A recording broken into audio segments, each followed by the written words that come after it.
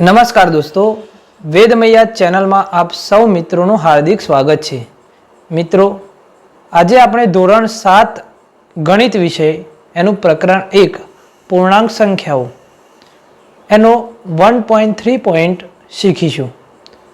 તો આ પોઈન્ટમાં છે પૂર્ણાંક સંખ્યાઓના સરવાળા અને બાદબાકીના ગુણધર્મો।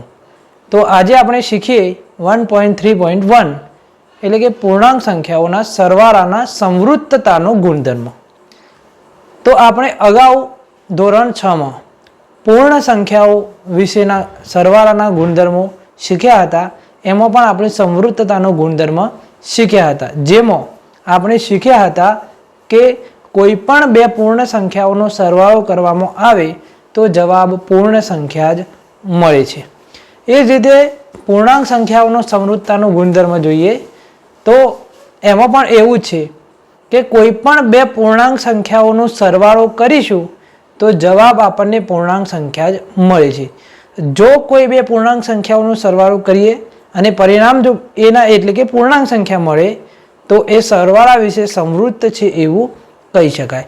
આપણે ઉદાહરણના સ્વરૂપે સમજીએ તો અહીંયા હું તમને કેટલીક પૂર્ણાંક સંખ્યાઓ લખીશ અને એના સરવાળાના પરિણામ મેળવીને બતાવીશ અને પછી આપણે સાબિત કરીએ કે પૂર્ણાંક સંખ્યાઓ સરવાળા માટે સંવૃત્ત છે કે નહીં। ચાલો હવે આપણે જોઈએ।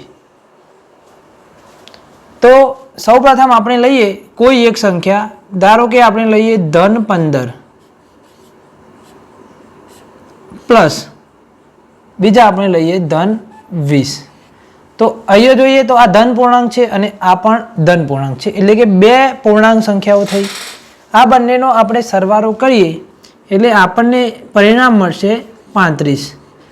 તો બે પૂર્ણાંક સંખ્યાઓનો સરવાળો કરતા પરિણામ આપણને પૂર્ણાંક સંખ્યા જ મળે છે।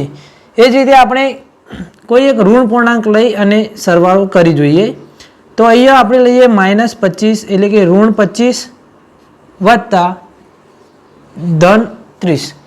તો અહીંયા જોઈએ તે કોઈ પણ બે પૂર્ણાંક સંખ્યા એટલે કે અહીંયા ઋણ પૂર્ણાંક છે અને અહીંયા ધન પૂર્ણાંક છે। તો ધન પૂર્ણાંક અને ઋણ પૂર્ણાંક બંનેનો સરવાળો કરીએ એટલે કે અહીંયા ધન 30 આપેલા છે અને અહીંયા ઋણ 25 આપેલા છે, એટલે એક ધન અને એક ઋણ હોય તો આપણે જાણીએ છીએ કે બાદબાકી કરવી પડે। તો 30 માંથી 25 બાદ કરીશું તો આપણને પરિણામ મળશે ધન 5। તો પરિણામ જે મળ્યું એ આપણને પૂર્ણાંક સંખ્યા જ મળ્યું। અહીંયા ઋણ પૂર્ણાંક છે, અહીંયા ધન પૂર્ણાંક છે, બંનેનું પરિણામ એટલે કે આ પણ પૂર્ણાંક સંખ્યા છે અને આ પણ પૂર્ણાંક સંખ્યા આપેલી છે, તો બંનેનું પરિણામ આપણને પૂર્ણાંક સંખ્યા મળ્યું। હજુ આપણે એક ઉદાહરણ લઈને સમજીએ કે અહીંયા આપેલા છે -10 અને અહીંયા આપેલા છે -20। તો આ બંને પૂર્ણાંક સંખ્યાઓ છે પણ કેવી છે? ઋણ પૂર્ણાંક। ભલે ધન પૂર્ણાંક હોય કે ઋણ પૂર્ણાંક પણ સંખ્યા તો પૂર્ણાંક સંખ્યા જ છે। તો -10 અને -20 બંને માઇનસ આપેલા છે એટલે સરવાળો થશે બંને વચ્ચે એટલે કે 20 અને 10 એ થશે 30। પણ પરિણામ જે મળ્યું એમાં ચિહ્ન આપણે અગાઉના વિડીયોમાં શીખ્યા તેમ જે મોટી સંખ્યા દેખાય એના આગળનું ચિહ્ન મૂકીશું એટલે કે -30 મળ્યું। તો આપ અહીં જોઈ શકો છો કે બંને પૂર્ણાંક સંખ્યાઓનો સરવાળો કરીએ તો પરિણામ મળ્યું એ પણ પૂર્ણાંક સંખ્યા જ મળ્યું। તો 3 ઉદાહરણ અને બીજા ઘણા બધા ઉદાહરણ લઈએ તો પણ કોઈ પણ બે પૂર્ણાંક સંખ્યાઓનો સરવાળો આપણને પૂર્ણાંક સંખ્યા જ મળે છે। જો આવું બને તો એ સરવાળા માટે સંવૃત્ત છે એવું કહી શકાય। તો સરવાળા વિશે સંવૃત્તતાનો ગુણધર્મનું અહીં પાલન થાય છે, માટે આપણે લખી શકીએ કે કોઈ પણ બે પૂર્ણાંક સંખ્યાઓનો સરવાળો કરતા કોઈ પણ બે પૂર્ણાંક સંખ્યાઓનો સરવાળો કરતા મળતું પરિણામ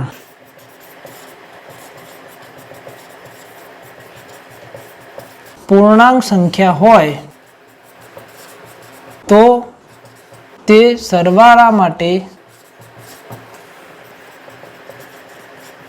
સંવૃત્તતાના ગુણધર્મનું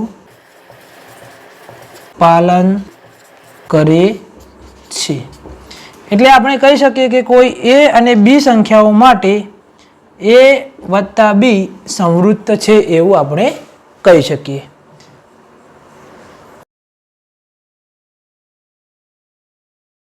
હવે આપણે 1.3.2 બાદબાકી વિશે સંવૃત્તતા.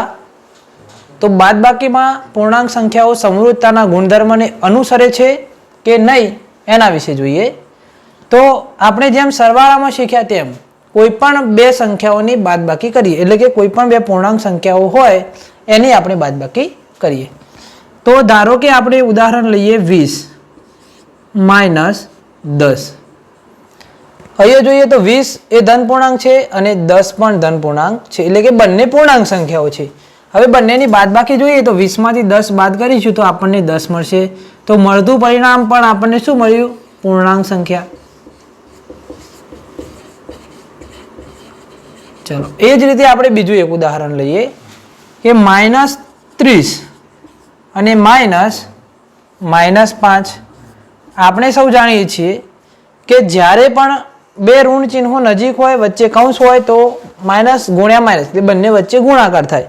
માઇનસ ગુણ્યા માઇનસ એટલે પ્લસ થશે. તો -30 + 5. હવે આ બંનેની બાદબાકી કરીશું એટલે 30 માંથી 5 બાદ કરીએ એટલે આપણને મળશે -25, કારણ કે 30 મોટી સંખ્યા આગળ ઋણ ચિહ્ન છે. તો જે પરિણામ મળ્યું એ પણ પૂર્ણાંક સંખ્યા મળ્યું. આપ જોઈ શકો છો કે -25 એ પણ પૂર્ણાંક સંખ્યા છે, પણ એ ઋણ પૂર્ણાંક છે. ત્યાર પછી આપણે બીજું એક ઉદાહરણ લઈએ કે -50 વત્તા 40. તો -50 એ ઋણ પૂર્ણાંક છે, અહીંયા આપેલું ધન પૂર્ણાંક છે, બંને વચ્ચે એક પ્લસ અને એક માઇનસ છે એટલે બાદબાકી થશે. 50 માંથી 40 બાદ કરીશું એટલે 10 વધશે, પણ -10 વધશે, કારણ કે 50 મોટી સંખ્યા આગળ ઋણ ચિહ્ન છે. મળતું પરિણામ આપણને પૂર્ણાંક સંખ્યા જ મળ્યું.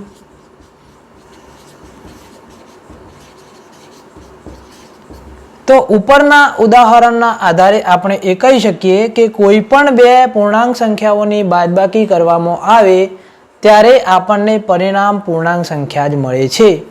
માટે પૂર્ણાંક સંખ્યાઓ બાદબાકી માટે સંવૃત્તતાના ગુણધર્મનું પાલન કરે છે. તો આપણે એ વિધાન લખી દઈએ કે કોઈ પણ બે પૂર્ણાંક સંખ્યાઓની બાદબાકી કરતા કોઈ પણ બે પૂર્ણાંક સંખ્યાઓની બાદબાકી કરતા મળતું પરિણામ પૂર્ણાંક સંખ્યા જ મળે છે. માટે પૂર્ણાંક સંખ્યાઓ બાદબાકી માટે સંવૃત્ત છે, એટલે કે સંવૃત્તતાના ગુણધર્મનું પાલન કરે છે. તો સરવાળા માટે પણ સંવૃત્તતાના ગુણધર્મનું પાલન કરે છે અને બાદબાકી માટે પણ સંવૃત્તતાના ગુણધર્મનું પાલન કરે છે. હવે આપણે આગળ એક નવો ટોપિક જોઈએ.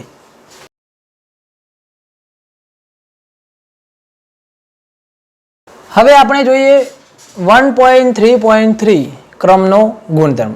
આપણે સરવાળાનો સંવૃત્તતાનો ગુણધર્મ જોયો, બાદબાકીનો સંવૃત્તતાનો ગુણધર્મ જોયો, અને હવે જોઈએ ક્રમનો ગુણધર્મ.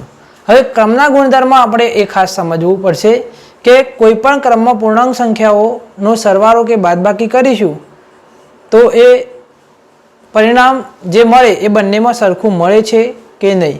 જો સરખું મળતું હોય તો ક્રમના ગુણધર્મનું પાલન કરે છે, અને જો સરખું ન મળતું હોય તો ક્રમના ગુણધર્મનું પાલન કરતા નથી. હવે આપણે જોઈએ કે કોઈ પણ બે પૂર્ણાંક સંખ્યાઓ લઈએ. આપણે ધારો કે આપણે એક પૂર્ણાંક સંખ્યા લઈએ 9 અને બીજી લઈએ 3, એટલે કે બંને ધન પૂર્ણાંકો લીધા. હવે આ બંનેનો આપણે સરવાળો કરીએ તો બંનેનો સરવાળો કરતા પરિણામ મળશે 12. હવે ક્રમના ગુણધર્મમાં આપણે એનો ક્રમ ચેન્જ કરી અને ફરીથી સરવાળો કરીએ, એટલે કે ક્રમ બદલતા. તો 3 9ની જગ્યાએ અને 9 3ની જગ્યાએ, તો 3 + 9 = 12. તો અહીં આપણને પરિણામ સમાન મળ્યું. એ જ રીતે બીજું એક ઉદાહરણ લઈએ કે 3 + -5. તો 3 + -5 બંનેનું જો પરિણામ લઈએ તો આપણને મળશે -2. એ જ રીતે ક્રમ બદલતા -5 વત્તા 3, તો -5 વત્તા 3 એનું પરિણામ પણ આપણને મળશે -2.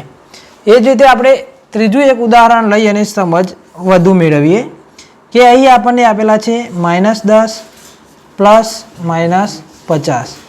તો આ બંનેનો જ્યારે સરવાળો કરીશું ત્યારે આપણને પરિણામ મળશે -60.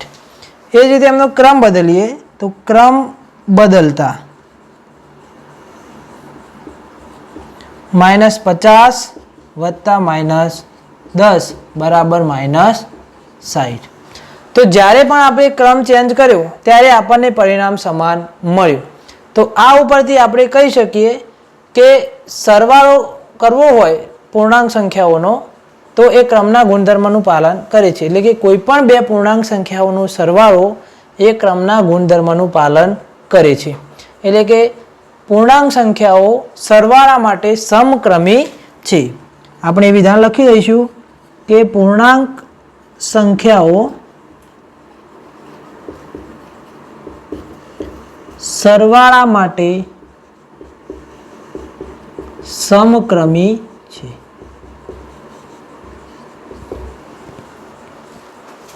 સ્ટોપ કરો. આપણે જોયું કે પૂર્ણાંક સંખ્યાઓ સરવાળા માટે સમક્રમી છે. હવે પૂર્ણાંક સંખ્યાઓ બાદબાકી માટે ક્રમના ગુણધર્મનું પાલન કરે છે કે નહીં એ સમજીએ. તો હવે બાદબાકી માટે આપણે કોઈ પણ બે પૂર્ણાંક સંખ્યાઓ લઈએ. તો ધારો કે હું એક ઉદાહરણ લઉં છું કે 3 ઓછા 5. આ પણ ધન પૂર્ણાંક છે અને આ પણ ધન પૂર્ણાંક છે. હવે આ બંનેની બાદબાકી કરીશું તો આપણે જાણીએ છીએ કે આપણને -2 જવાબ મળે છે. હવે આપણે આનો ક્રમ બદલીએ તો ક્રમ બદલતા 5 છે 3 ની જગ્યાએ લખીએ અને 3 છે 5 ની જગ્યાએ. તો 5 માંથી 3 બાદ કરીએ તો પરિણામ મળ્યું આપણને -2. આપ અહીં જોઈ શકો છો કે અહીં જે પરિણામ મળ્યું એ આપણને -2 મળ્યું છે અને અહીં આપણને જે પરિણામ મળ્યું એ -2 મળ્યું છે. એટલે આપણે એક જ ઉદાહરણ ઉપરથી કહી શકીએ કે બાદબાકી માટે ક્રમના ગુણધર્મનું પાલન થતું નથી. અને જો વધુ સમજવું હોય તો આપણે બીજું એક ઉદાહરણ લઈ અને સમજીએ કે 25 - 30 બરાબર -5 અને ક્રમ બદલીએ ક્રમ બદલતા 30 - 25 બરાબર -5 મળ્યા. એ જ રીતે આપણે એક ત્રીજું ઉદાહરણ લઈ લઈએ અને છેલ્લું ઉદાહરણ કે -3 - -5.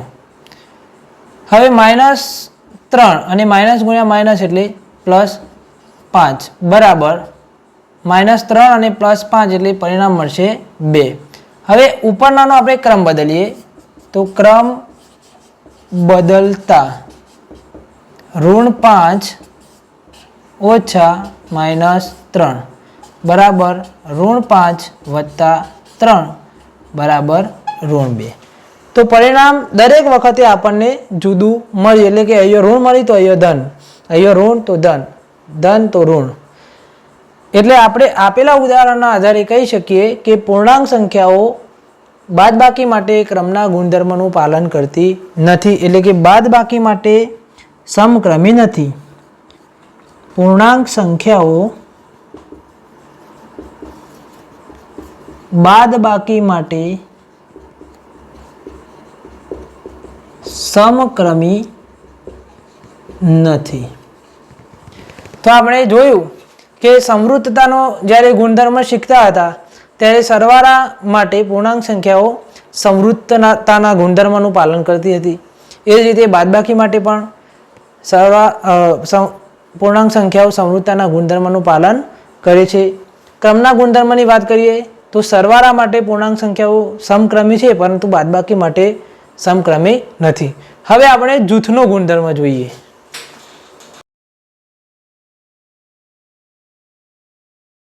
તો હવે આપણે જોઈએ 1.3.4 જૂથનો ગુણધર્મ. હવે આપણે કોઈ પણ 3 પૂર્ણાંક સંખ્યાઓ લઈએ જેમાં આપણે લઈએ -5 -2 અને -3. તો આપેલી 3 પૂર્ણાંક સંખ્યાઓના આપણે અલગ અલગ જૂથ બનાવી અને એમનો સરવાળો કરીએ અને પરિણામ મેળવીએ. તો સૌપ્રથમ આપણે જૂથ બનાવીએ -5 પ્લસ -2, કારણ કે આપણે સરવાળો કરવાનો છે એટલે વત્તાકારનું ચિહ્ન મૂક્યું છે, અને પ્લસ -3. માઇનસ અને માઇનસ બંનેનો સરવાળો થશે 5 અને 2 થશે 7, પણ પરિણામ આપણને કેવું મળશે? ઋણ, કારણ કે 5 મોટી સંખ્યા આગળ ઋણ ચિહ્ન છે માટે. પ્લસ -3. હવે માઇનસ અને માઇનસ ફરીથી સરવાળો થશે એટલે 7 ને 3 થશે 10, અને 7 આગળ જે ચિહ્ન છે એ આપણે મૂકીશું -10, એટલે કે પરિણામ આપણને મળ્યું -10. એ જ રીતે હવે આપણે જૂથ બદલીએ, એટલે કે -5 અને 2નું જે જૂથ બનાવ્યું હતું એની જગ્યાએ 2 અને 3નું જૂથ બનાવીએ, અથવા 5 અને 3નું જૂથ પણ બનાવી શકાય. તો આપણે 2 અને 3નું જૂથ બનાવીએ. -5 વત્તા -2 વત્તા -3. હવે જેનું જૂથ બનાવીએ બંનેનો આપણે સરવાળો કરીશું. તો -5 વત્તા 2 અને 3 બંને ઋણ છે એટલે બંને વચ્ચે સરવાળો થશે. 3 અને 2 એટલે 5 થશે, પણ -5 થશે, -5. તો -5 વત્તા -5 એટલે -10. તો આપ અહીં જોઈ શકો છો કે બંનેમાં પરિણામ સમાન મળ્યું. હજુ આપણે એક ત્રીજું જૂથ બનાવીએ, જેમાં 5 અને 3 જોડે લઈએ અને 2 કૌંસની બહાર મૂકીએ, એટલે કે ફરીથી એક જૂથ બનાવીએ. -5 વત્તા -3 વત્તા -2. તો આ આપણે ત્રીજું જૂથ બનાવ્યું. એટલે એનો સરવાળો કરીશું કે બંને ઋણ છે એટલે 5 વત્તા 3 એટલે -8 થશે, અને વત્તા -2. બંને પાછા ઋણ આવે એટલે બંનેનો સરવાળો થશે. 8 ને 2 10, પણ કેવા 10 થશે? 8 આગળ જે ચિહ્ન હોય એ મૂકીશું એટલે -10. તો કોઈ પણ જૂથમાં આપણે જ્યારે સરવાળો કર્યો ત્યારે આપણને પરિણામ -10 એટલે કે સરખું જ પરિણામ મળ્યું. એટલે આપણે કહી શકીએ કે પૂર્ણાંક સંખ્યાઓમાં જૂથનો ગુણધર્મ સરવાળા માટે પાલન થાય છે, એટલે કે જૂથના ગુણધર્મનું પાલન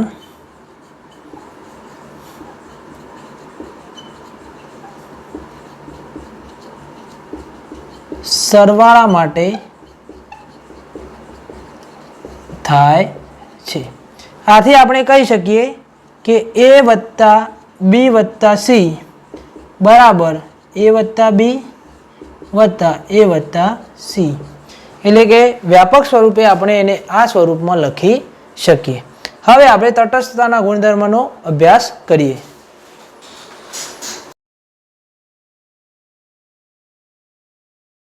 હવે આપણે જોઈએ 1.3.5 સરવાળાનો તટસ્થતાનો ગુણધર્મ.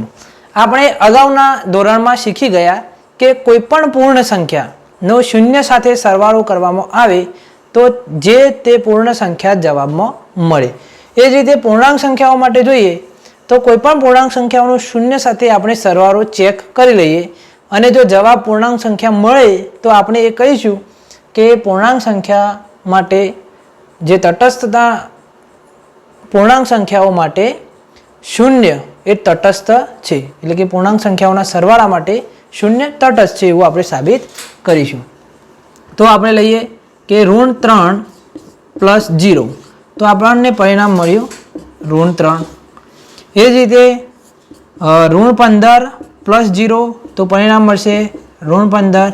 એ જ રીતે 0 વત્તા 30, તો આપણને પરિણામ મળશે 30. એ જ રીતે કોઈ પણ સંખ્યા લઈએ, આપણે 100 લઈએ, 100 વત્તા 0, તો આપણને પરિણામ મળશે 100. એટલે કે કોઈ પણ પૂર્ણાંક સંખ્યામાં જો શૂન્ય સાથે એનો સરવાળો કરવામાં આવે તો આપણને પૂર્ણાંક સંખ્યા એટલે કે જે સંખ્યાનો શૂન્ય સાથે સરવાળો કર્યો હોય એ જ સંખ્યા આપણને પ્રાપ્ત થાય છે. એટલે આપણે કહી શકીએ કે શૂન્ય એ પૂર્ણાંક સંખ્યાઓના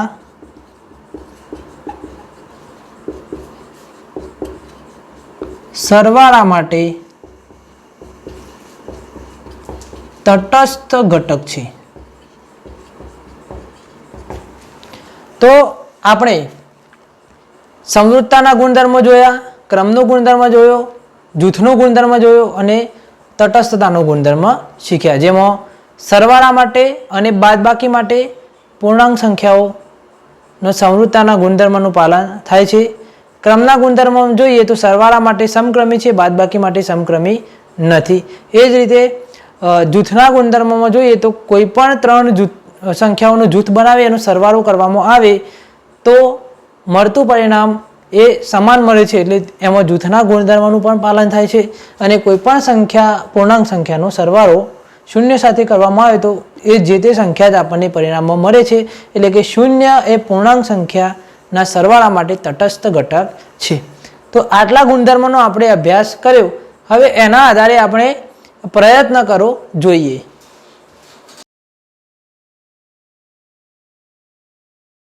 હવે આપણે જોઈએ પ્રયત્ન કરો કે પ્રશ્ન એક આપેલું છે, પૂર્ણાંક સંખ્યાઓની એવી જોડ બનાવો કે જેનો સરવાળો નીચે મુજબ થાય.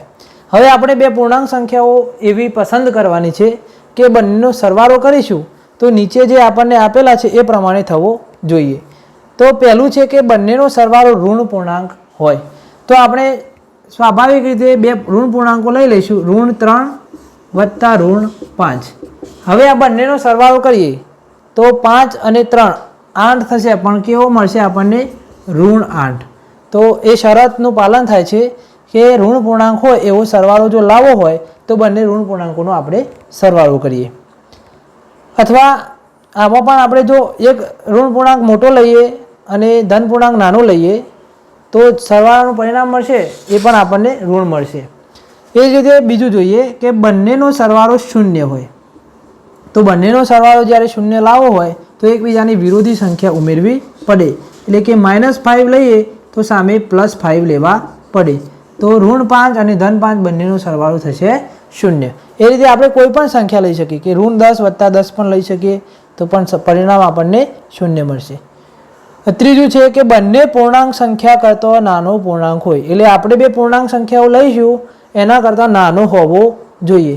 તો ઉપર ઉદાહરણ છે આપણે એ પ્રમાણે લખી શકીએ કે આપણે લઈએ -2 વત્તા -4 તો આપણને પરિણામ મળ્યું -6. તો -6 જે પરિણામ મળ્યું એ -2 કરતાં પણ નાનો છે અને -4 કરતાં પણ નાનો છે. માત્ર એક પૂર્ણાંક સંખ્યા કરતાં નાનો પૂર્ણાંક હોય તો આપણે એના માટે પણ એવો સંખ્યા પસંદ કરીએ કે 30 ± 15 તો આપણને જવાબ મળશે 15. તો ધન 15 મળ્યા એ એક પૂર્ણાંક સંખ્યા કરતાં નાનો હોય તો 30 કરતાં નાનો છે અને 15 કરતાં મોટો છે. તો આપણે આ શરતનું પણ ત્યાં પાલન થાય છે. આપણે કોઈ પણ સંખ્યા આમાં પસંદ કરી શકીએ છીએ, પણ આ શરતનું પાલન થતું હોવું જોઈએ. એવું જરૂરી નથી કે આ જે ઉદાહરણ લીધા એ જ લેવા. પછી જોઈએ બંને પૂર્ણાંક સંખ્યા કરતાં મોટી પૂર્ણાંક સંખ્યા હોય. એટલે કે આપણે અહીંયા એવો સરવાળો પસંદ કરવાનો છે કે જે પરિણામ મળશે એ બંને પૂર્ણાંક કરતાં મોટો હોવો જોઈએ. તો આપણે બંને ધન સંખ્યાઓ લઈ લઈએ, 10 વત્તા 20 તો આનું પરિણામ આપણને મળ્યું 30. તો આ બંને પૂર્ણાંકો કરતાં મોટું છે. તો તમામે તમામ શરતોનું અહીં પાલન થાય છે અને આપ આ સિવાય બીજી સંખ્યાઓ લઈને પણ આને ચેક કરી શકો છો. હવે આપણે બીજો દાખલો જોઈએ. કે પૂર્ણાંક સંખ્યાની એવી જોડ બનાવો જેનો તફાવત નીચે મુજબ થાય. તો પહેલું છે કે ઋણ પૂર્ણાંક હોય. તો આપણે કોઈ પણ બે પૂર્ણાંક સંખ્યાઓ એવી પસંદ કરવાની છે કે જેની બાદબાકી એટલે કે તફાવત લઈશું તો આપણને ઋણ પૂર્ણાંક જવાબમાં મળે. તો અહીં આપ જોઈ શકો છો કે -5 - 2 તો આ બંનેની બાદબાકી એટલે કે બંનેનો તફાવત ઋણ પૂર્ણાંક એટલે કે -7 મળ્યો. બીજું છે કોઈ પણ બે પૂર્ણાંક સંખ્યાઓ એવી પસંદ કરવાની છે કે જેની બાદબાકી આપણને 0 મળે. તો 3 - 3 = 0. ત્રીજો જોઈએ કે બંને પૂર્ણાંક સંખ્યા કરતાં નાનો પૂર્ણાંક હોય. તો આપણે એવો તફાવત લેવાનો છે કે જે બે પૂર્ણાંક સંખ્યાઓ લઈશું એના કરતાં નાનો હોવો જોઈએ. તો અહીં આપ જોઈ શકો છો કે -3 અને 2 બંને વચ્ચેનો તફાવત લઈએ તો આપણને -5 મળ્યા જે આ બંને કરતાં નાના છે. માત્ર એક પૂર્ણાંક સંખ્યા કરતાં નાનો પૂર્ણાંક હોય. એટલે કે આપણે બે પૂર્ણાંક સંખ્યાઓ લઈશું એમાં બંને વચ્ચેનો જ્યારે તફાવત લઈશું તો પરિણામ મળશે એ બંનેમાંથી એક કરતાં નાનો હોવો જોઈએ. એટલે કે અહીં જો 30 - 10 લઈએ તો આપણને 20 મળ્યા જે 30 કરતાં નાના છે. બંને પૂર્ણાંક સંખ્યા કરતાં મોટો પૂર્ણાંક સંખ્યા હોય એ પ્રકારે પરિણામ મેળવવાનું છે. તો 30 ઓછા 10 લઈએ એટલે માઇનસ માઇનસ પ્લસ થઈ જશે. 30 + 10 = 40. તો 40 એ 30 અને 10 બંને કરતાં પણ મોટા છે. તો અહીં આપણે વિડીયો પૂર્ણ કરીએ છીએ. આપણે સરવાળાના ગુણધર્મો અને પ્રયત્ન કરો બંને જોયું. જો દોસ્તો અમારો વિડીયો ગમ્યો હોય તો એને લાઈક કરજો, બીજા મિત્રોને શેર કરજો અને સબસ્ક્રાઈબ કરવાનું ભૂલતા નહીં, કારણ કે નવી અપડેટ જ્યારે મૂકીશું ત્યારે આપને તરત જ નોટિફિકેશન મળે. વિડીયો જોવા બદલ આપ સૌ મિત્રોનો ખૂબ ખૂબ આભાર.